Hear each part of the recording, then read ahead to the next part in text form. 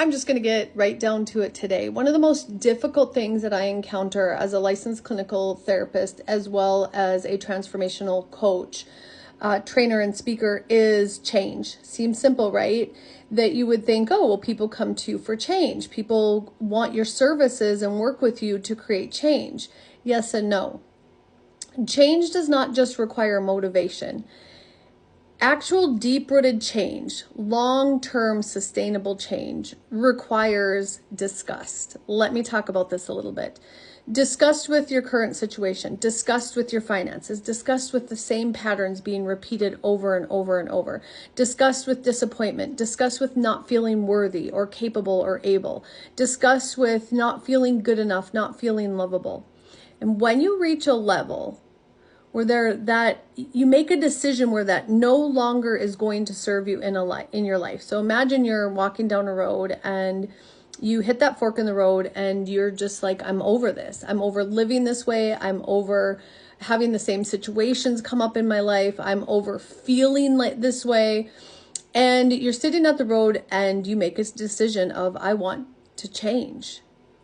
But the decision requires investment, commitment, consistency, a lot of hard work, emotional and mental draining, exhaustion, sometimes frustration, setbacks. And so you're standing at the fork in the road and deciding, I want change. But you're going to either take the road where you want change, but you're not really willing to do the work that it takes to get there. Or you're going to take the side of the road where no matter what happens, you're willing to invest all of the time and energy that is necessary to create the change that not only that you desire, but that you need. That's where I got when I went through my dumpster fire era. No matter how heartbroken I was, no matter how devastated I was broke financially. Went through professional massacre, went through legal issues, the end of a marriage, also everything that you could imagine. I always joke with people and say I was like a bad country song, like lost the man, lost the dog, and I literally did the truck, like everything.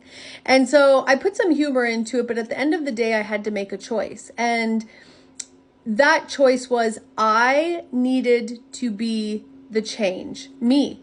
It didn't matter. It doesn't mean that it doesn't affect you what externally happens, because obviously it does. But at the end of the day, when you decide to internally gain control and figure out what that looks like, one of the things I tell my clients is long-term sustainable change is slow. And we want to go from A to Z and skip everything in between. And that's just not how it works. If you want long-term sustainable change, you have to do the messy, dirty, heavy work, which means that you're going to go through everything that you've historically avoided, managed to go around or go above or go under. You need to go through it. And that's why most people that want to change and then don't because they don't put the effort and work into what is required to actually create the change. If change was easy, we would all do it. And so your hard question for the day is, do I say I want to change?